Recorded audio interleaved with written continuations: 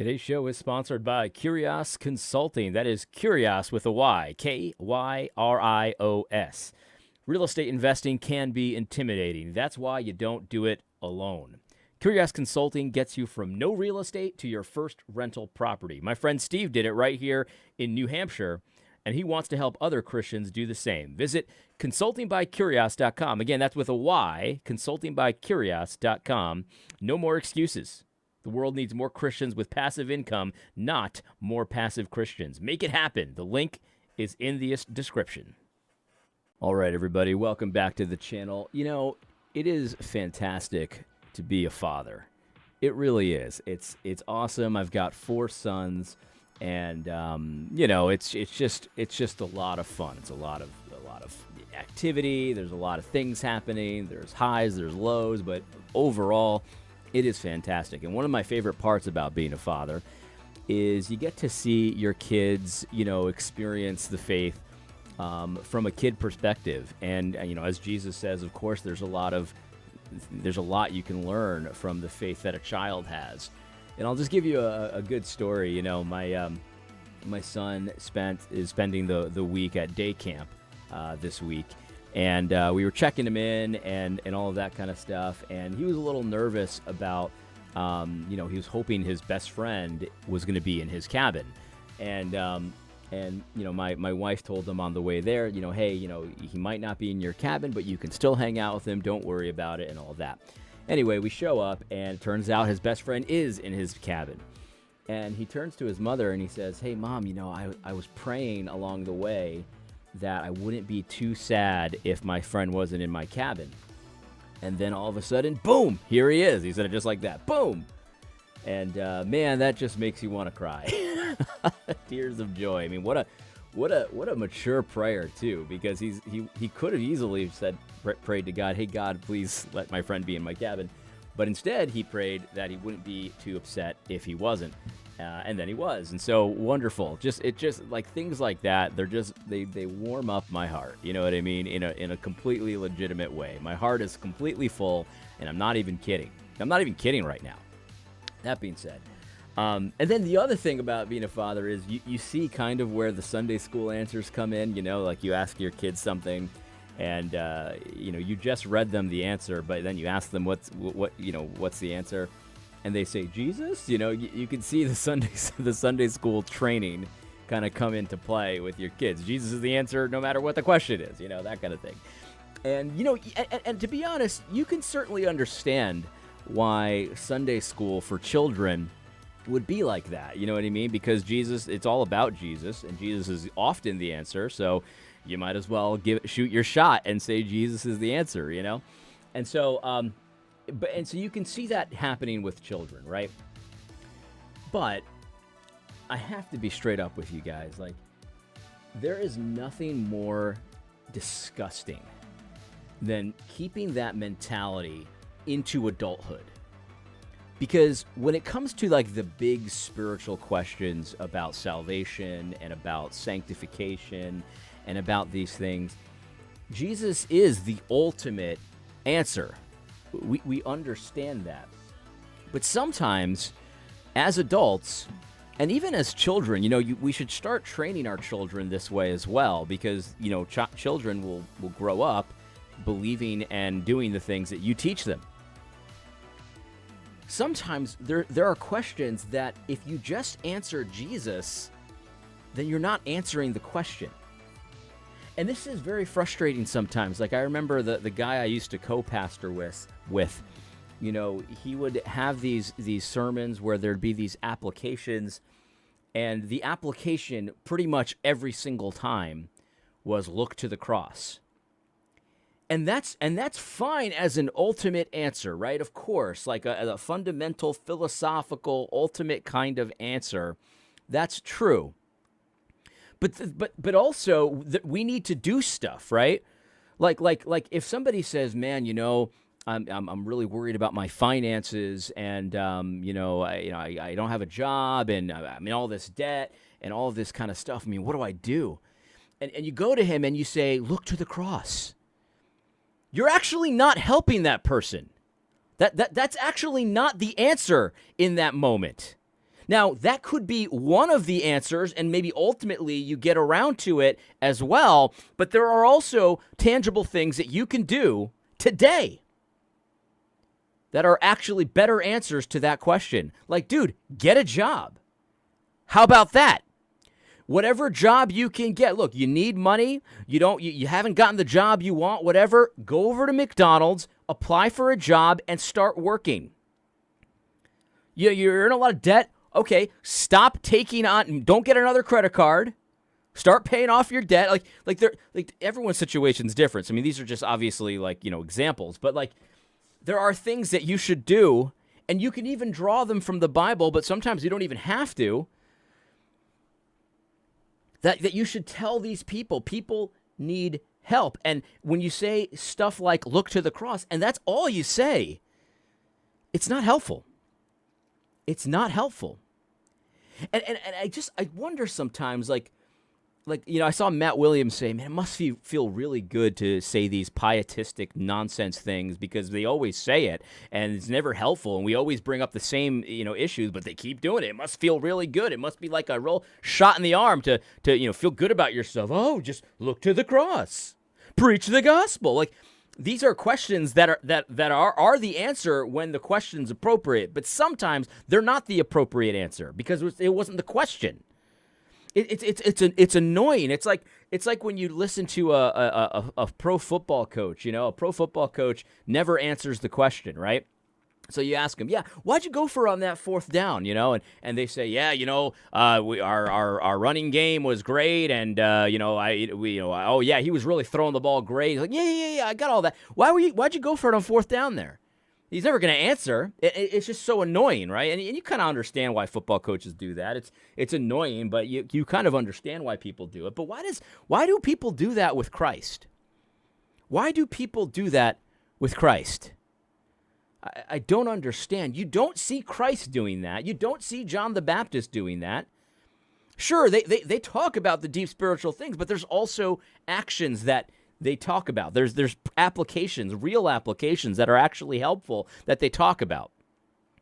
Why do we do this? Why do people do this? It's like people never grew up. Here's a great example from that dark mistress, Karen Swallow Pryor.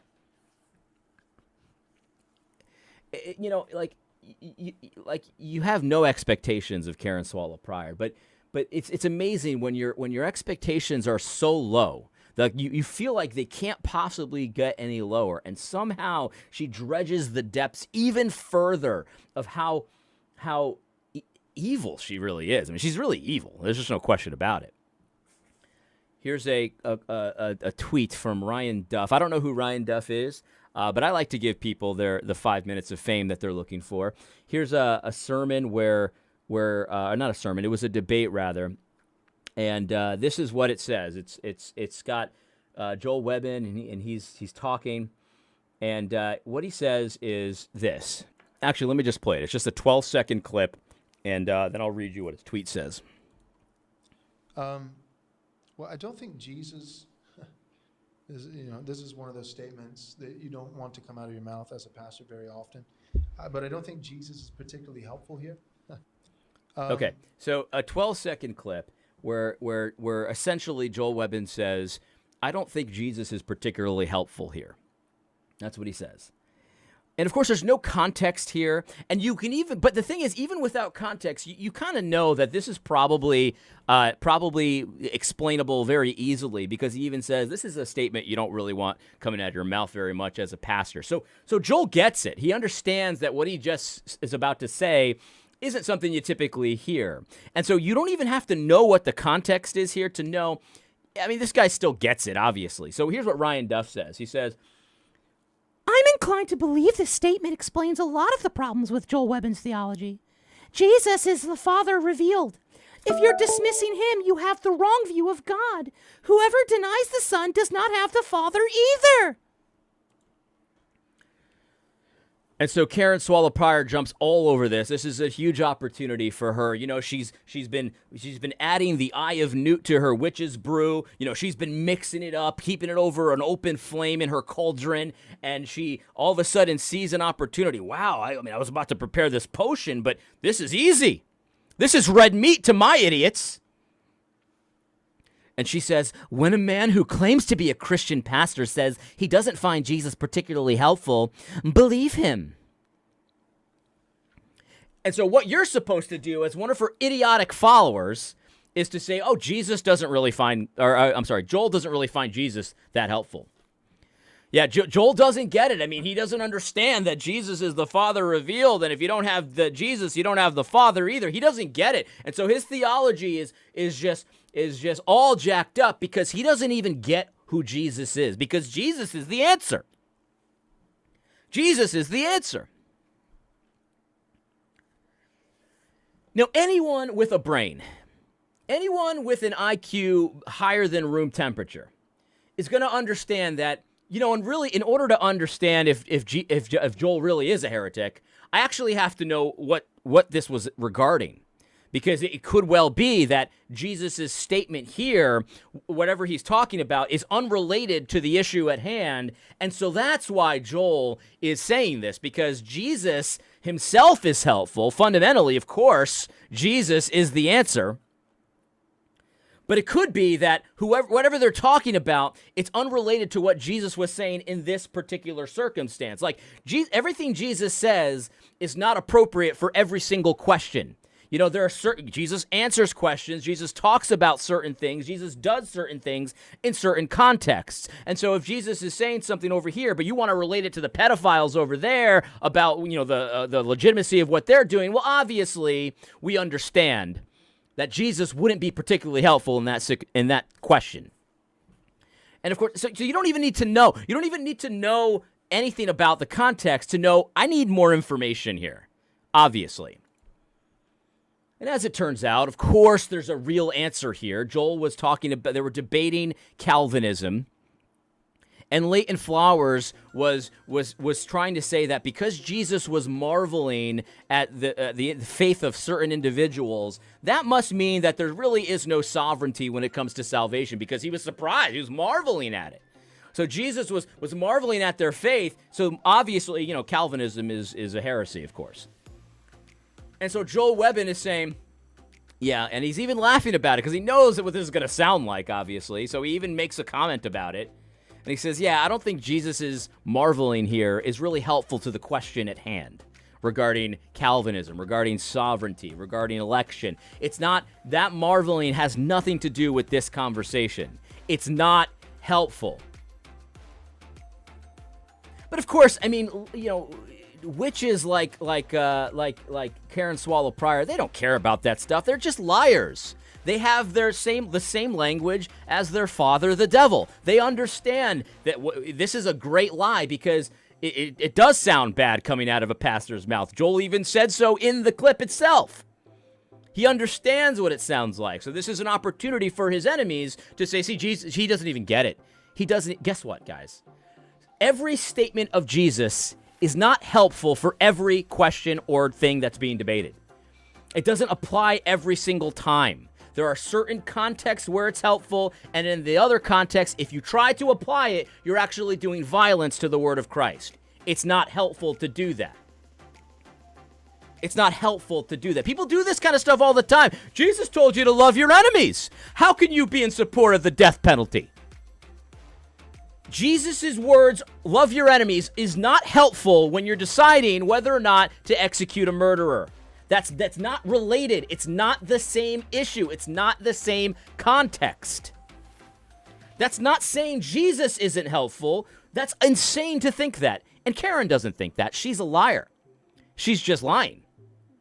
But the thing is, people do this kind of stuff all the time. And there are other ways to do this kind of stuff too. This is another child. This is a childlike reasoning here. This is what children do. You train this out of your children. My 9-year-old might answer a question this way, but he's 9. And over time, I'm going to help him to learn how to nuance things. See, when you're a child, things are more black and white. And that's fine because you're learning the fundamentals, right? I was just talking to my son about this, in baseball, right now, the level that my children are at, pretty much the play is to first every single time. Because what they want is they want the infielders to get used to fielding the ball and throwing it to first. That's the level that they're at. My 9-year-old's almost out of that level for the most part. We're working through that with him now. But, my younger kids, definitely, the plays to first, throw it to first. You field it, you throw it to first. It's black and white. It's an easy answer. This is what you do with children. You train them in the fundamentals. But in the back of your mind, eventually, we're going to get to the stuff that's more complicated. Sometimes the play is not to first. Sometimes the play is to second. Sometimes the play is to third. Sometimes the play is to home plate. And when they're 7, it's too early to introduce that. What you want is to get them used to fielding and throwing to first, because usually that's where the play is. But as they grow, you start to add nuance. All right, there's a guy on first, there's one out. If you're a second baseman, you get the fielded ball, you throw it to the shortstop who's covering second. That's too complicated for a 7-year-old. But for a 9-year-old, 10-year-old, 11-year-old, 12-year-old, they start to understand that. And you have to layer in that kind of stuff. You need to help your children to learn how to think. In certain categories, in different situations, you do different things. This is how you train a child. Some of us never grew up, though. But the thing is, we did grow up, just not in the faith. We grew up in every other area, because I don't think Scott is a child in every area of his life. But when it comes to the faith, too often he's a child. He never grew up. Oh, well, Jesus said you have to have faith like a child. Yeah, that's an example. In this conversation, that's not helpful. You believe your father like a child, but that doesn't mean you think like a child. It's not always a black and white issue. This is a video. I don't know why. I can still see this post for some reason, but for some reason I can't see it here. Maybe she protected her tweets. But this is Lizzie Marbeck had shared something about nationalism from Stephen Wolfe, and he's talking. We have no place of our own. Here's Scott. This is not helpful, Scott. You're thinking like a freaking child, man. Grow up. Grow up. You guys like to have this high ground, like you're the adults in the room, and we're just over there sharing memes and acting like children. You're the one thinking like a child. This is Stephen's quote, "We have no place of our own." He's talking about Protestants. And he says, "Yes, we do. It's called the heavenly Jerusalem."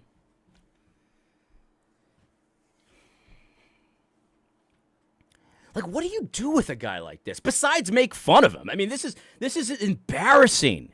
This is an embarrassment. He's proud to say this, and he gets a little hit of something in his arm. He's just like, put that pietism in there. You get a quick rush, and then it's over. What do you do with someone like this? This is the kid or he's not a kid. He's 40 years old. He's a shortstop. He fields the ball. The play's to second, but he throws it to first because he's still thinking like a child, like a 9-year-old. He can't think in the category, well, yeah, there's a guy in first, man, that changes things a little bit. He can't think that way. Look, we have our heavenly Jerusalem. Yes, ultimately, fundamentally, that's our home, but we're also people living on earth. And we also have other homes. And I have my own home. I have my own house and property. That's my home. I live in New Hampshire. That's also my home. I'm an American. That's my home.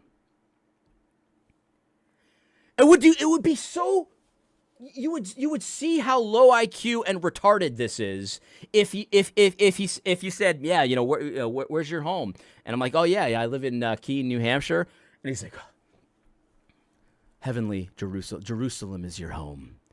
You look at him like he'd have 10 heads, but he's doing that exact thing right now. And somehow he gets a little shot of something by saying this. He gets his little superiority feeling. Well, I actually get it spiritually, but you don't get it. You don't get it. You actually don't get it. That's the point. This is the exact kind of issue that James was writing about in his book, where he talks about the person who says, be warm and filled, but does not give him the things needed for the body. That's the exact thing. They were talking spiritually. Be warm and filled. And they have a hamburger in their pocket. Probably without cheese because, the Jews didn't have the cheese on the hamburger. And he won't give it to you.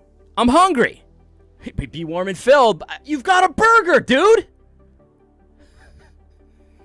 It's embarrassing, man. It's embarrassing. And this kind of Jesus juking is not helpful. It's not that Jesus isn't helpful. It's that your use of Jesus is an embarrassment to the faith. It's not helpful, and I don't think God smiles upon you when you do this kind of stuff.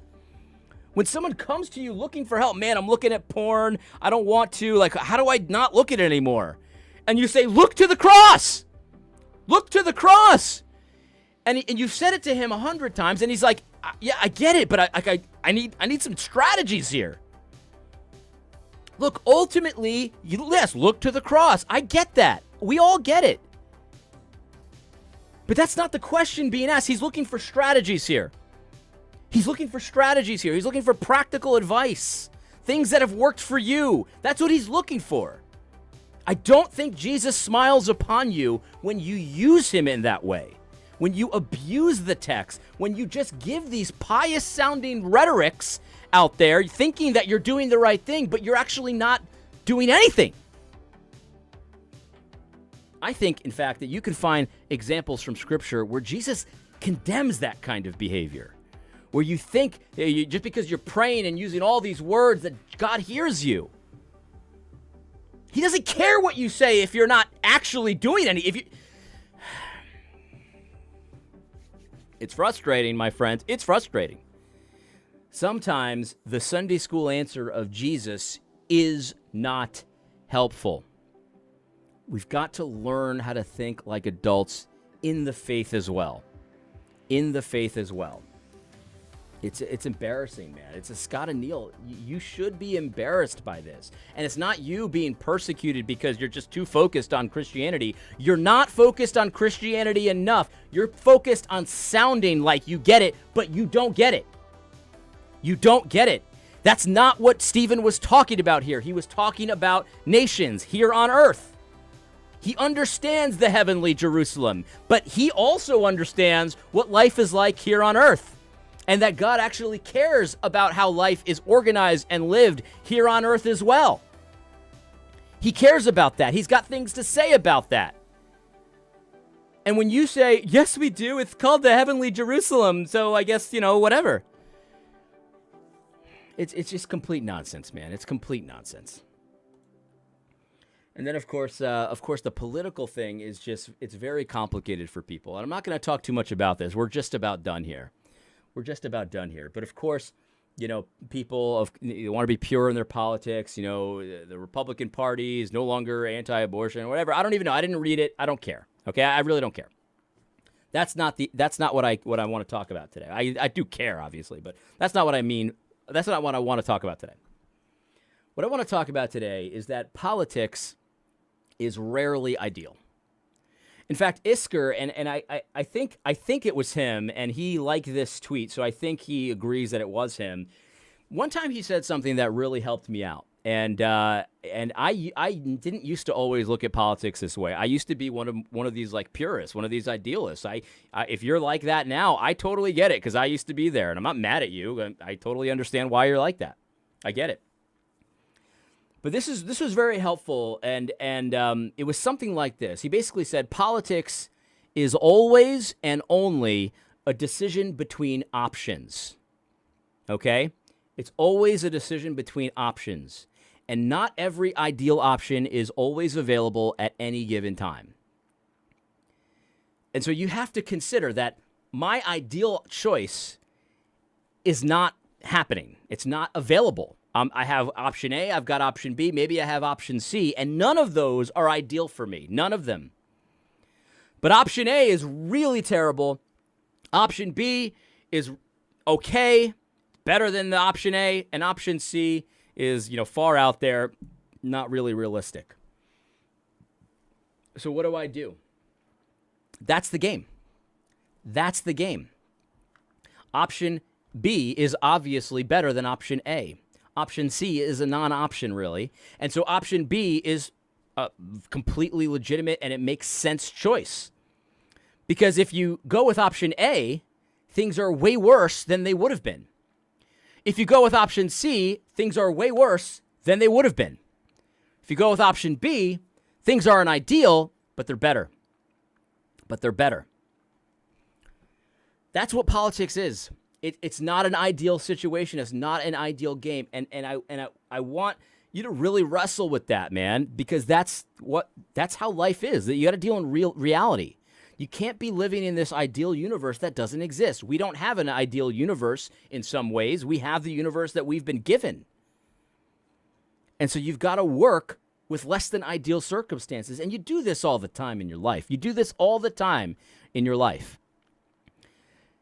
You know, you wake up one morning, you're not feeling great, but you have some things to do.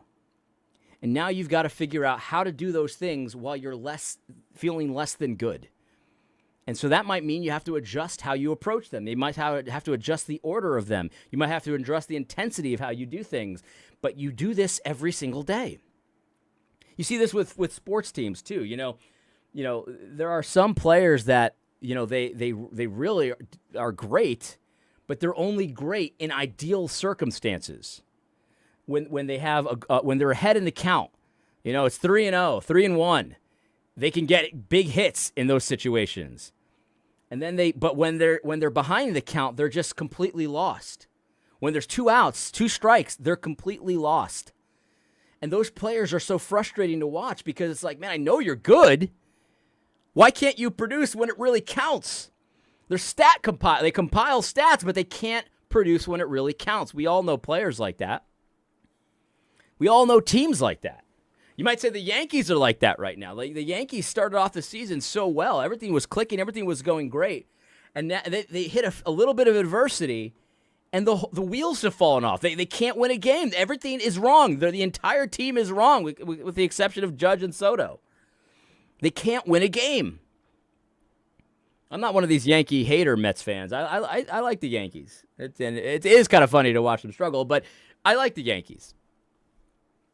And it's just amazing. You see this, like you don't know how good a team it really is until they hit some adversity. Like when they have less than ideal circumstances. Maybe there's an injury. Maybe there's something. Like less than ideal circumstances will show you what you really are, how you really think, how intelligent you really are. Everyone can be intelligent when things are going great. Not too many people can do the right thing when things are tough. And that's the game in politics, man. Less than ideal circumstances. We're in a real pickle. And so we've got options. And it makes perfect sense to choose the option that will move the ball some way forward. Even if it's just a foot. Even if it's just a couple inches. Like, it's better than going back and taking a sack. Option A will take a 10-yard sack. That's not progress. That you don't get any points for that, for sticking to your principles and getting sacked in the end zone. You still got safetied. You stuck to your guns, but you still got safetied. You know what I mean? Like that doesn't do any good. That doesn't do any good. So politics, man, you've got to understand it as a choice between options, and oftentimes they're not ideal options. But you still got to figure out a way to win the game. You still got, when you're on the 1 yard line, your own 1 yard line, you've got to come up with a play that's going to move the ball forward, even though you're in less than ideal circumstances. It doesn't do any good to not choose. It doesn't do you any good to stick to your guns. Like, yeah, we've lost yards on this play every single time. Let's run it again. Doesn't do you any good. You've got to figure out a way to win. You've got to figure out a way to get out of the situation. You've got to figure out a way.